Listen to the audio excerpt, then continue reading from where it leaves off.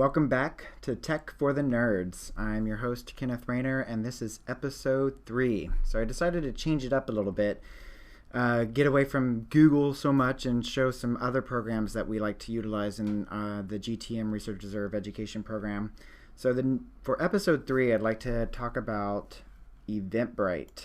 And so Eventbrite is becoming a pretty popular tool. I'm hearing it used in other agencies, and I really like it. And so essentially it's a tool that allows you to advertise the events that happen at your reserve or your location. And I'm going to show you some examples, and we'll set up one and go through the whole thing. So essentially the benefits behind Eventbrite that I really like is, one, it integrates into your website really well, and that's one thing I'll show you some tools of how we do it. And even the calendar, excuse me, it automatically creates a calendar for you, and I'll show you that as well. Another way that it integrates into your program is through payment. So for example, you can have the payments there's multiple ways of accepting payments, and we'll go through that. So, like I said, you're able to take payments and or take donations and or have a free event. So the events can be either like a registration event, such as a conference or something like that, or it can be a ticketed event, such as if you were doing a play or you have a summer camp going on or something like that. The email integration is amazing for this, for Eventbrite. It really is really good. And then it integrates with social media, so Facebook, Twitter, MailChimp, all those. And you can have your events public or private. So if you don't want to open it up to everyone, you can have them set as private. And what's nice is they also offer an educational not discount, but where they allow you to have other features, an educational nonprofit one. So you could either use your friends group or say that you're an educational institution. So we're going to go on a tour of it. So this is Eventbrite, and this is not the home page. Let me get to the home page. This is the home page, and then you create a profile, and you have to register and you can look on here on how to register as a nonprofit or educational institute, and I believe that takes a day. Their customer service is amazing. It really is really amazing, and it's based out of San Francisco, and they get back to you really quick though. So what I want to show is we're going to practice just setting up an event, and we'll do a really simple event, and then we'll go through some of the other features. So we're going to create an event, and we'll start with the edit portion, which I like that it lets you go through the steps. So the edit portion. So you add the title, and we'll say this is a retreat, or what should we call it? Let's say a trail hike adventure. All right. Then you can specify the location. You can use past locations. You can say this is an online event, or you can actually give it an address. So we'll give it our address, and it uses Google Maps, which is really nice, and this is what shows. You set the date and time, and you can also set recurring events. All right. So for example, we use our recurring events for when we offer everything. We offer a program every Saturday, and so we have that as recurring. We're going to put this event way far in the future, just in case anybody's looking on our website right now for something to attend, and we'll put it on the 16th of June, and we'll say that the time is from 7 to 10. That sounds good. So 3-hour trail hike adventure. You can add an event logo. So let's see if I can find me a quick logo super quick. Let's see what these are. Those are test. And what's nice about your logo, so be very thoughtful on the logo that you use or the picture that you use. And I'll show you why in a second. So let me see if we actually have a good picture. We'll just use this one. This one's our popular one. So it's uploading, and then you give it an event description, and so we'll say fun adventure on Guana Trails. Please park at the trailhead and be prepared to pay $3 at the pay station. What's nice about this is, and this is what I recommend doing to make things simple for yourself, is usually you'll have like a press release or calendar announcements that you'll be sending out to people. Just copy and paste what you put in the calendar announcement and put it in here, and to make it easy. Then the organizer, that will be us. So we'll select us. And I'm not going to include this on Facebook or Twitter, but you can, just because this is a fake event. And then your tickets. So you can have a free ticket, a paid ticket, or a donation. We'll go through each one. So let's say we have a free ticket. This is going to be an RSVP. So it's more of an RSVP thing when it's a free, because we want to see how many people are going to attend. And then you say how many are available. And so we will offer a maximum height, which is a really large one, is 35 people. And then some ticket settings is you can add a ticket description if you want. You can show the description on the event page. I don't really mess with that all the time. Online sales. I don't do at the door sales. And then you can specify exactly when the tickets start, which is really nice. And then you can allow how many is a minimum or maximum number. All right. So that's for a free ticket. Let's add a paid ticket. All right. So paid ticket will be to park, or parking pass. So they can prepay for a parking pass. This is just all hypothetical. 35 again. You'll set the price, so $3. All right, and what the downside of Eventbrite is, there is a fee to utilize it, especially if it's no fee if your event is free, but there is a fee if you're taking payment, and the fee is quite minimal compared to other places. So and you can decide how the fee is. Is it passed on? Do we absorb it? Do we split the fee? Normally we absorb it so that we don't have to worry about pennies for our visitors. So essentially the fee is $1.14 and the buyer total is $3. So we'll be making a little more than half on it. And I promise the fee, it looks enormous, but it really does. It's really worth it. I do promise it's worth it. Same thing for ticket sales. All right. And then, so that's good. And then you can add a donation ticket, donate to the friends, and you can specify how many is available, and it's a donation. So not too complicated. Then additional settings is how you're going to promote it. Like I said, you can make this public so that everyone can do it, which you should normally do, I think, with especially like public outreach programs. Or you can make it private, which, for example, we made our volunteer appreciation dinner private. And you have to think about this: if you're using the calendar tool, whatever you make public will show up on the calendar. Whatever you make private, and this is what I really love about it, does not show up on the calendar. So our calendar is on our website, and I'll show you that right now. This is the calendar that we have, and this is built by Eventbrite for us. And all these events are public. So we can have a private event, and it won't show up on here, which is nice.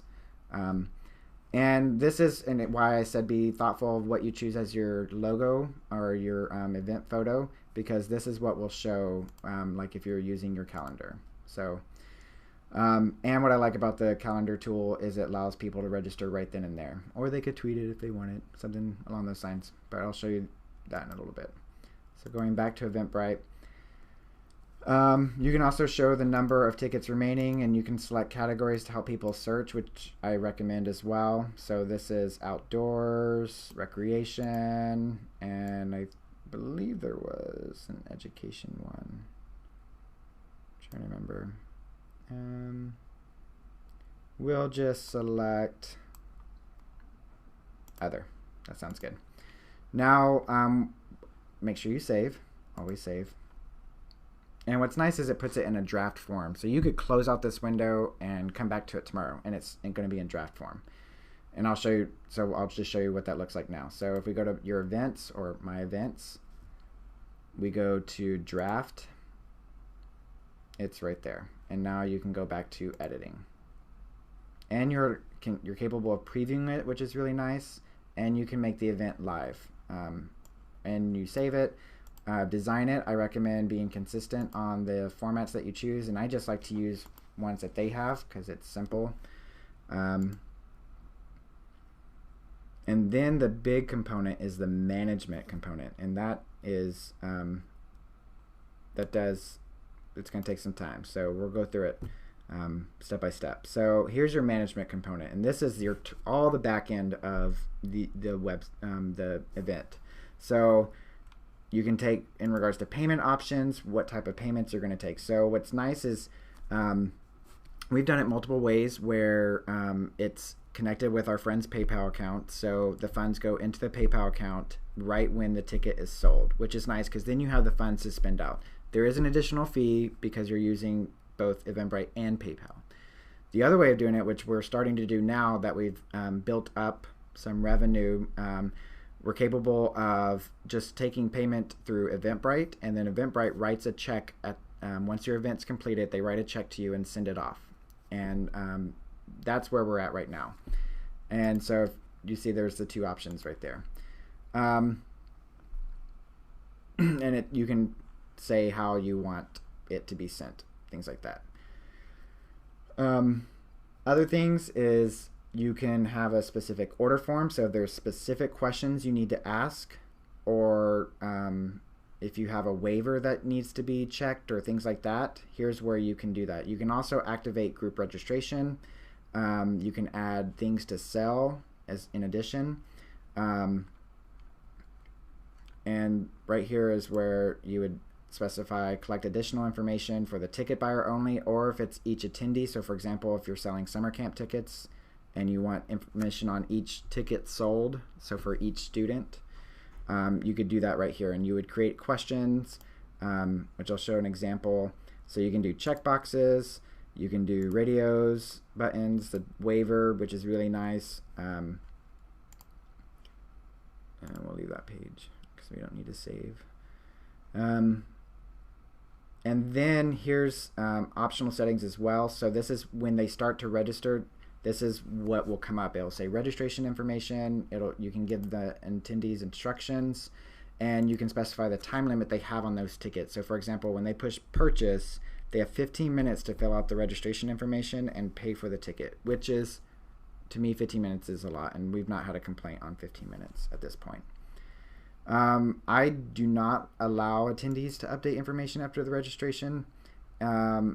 I do not allow this either, the refunds, because I'd rather them just email me asking for a refund. So we'll save changes. Make sure you always save on these things. Then there's the order confirmation, which I really like this one because it emails them once they've purchased a ticket, and you can customize this any way you want.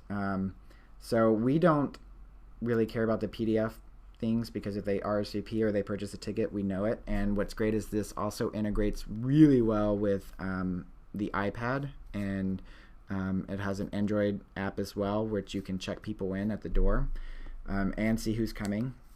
But anyways, going back to this is the email they receive. You can change the type of email that it's coming from. You can add links to sorry about that. You can add links to forms or things of that nature. We're just going to let that ring because my volume is not turning down on that. So that's what's happening right now.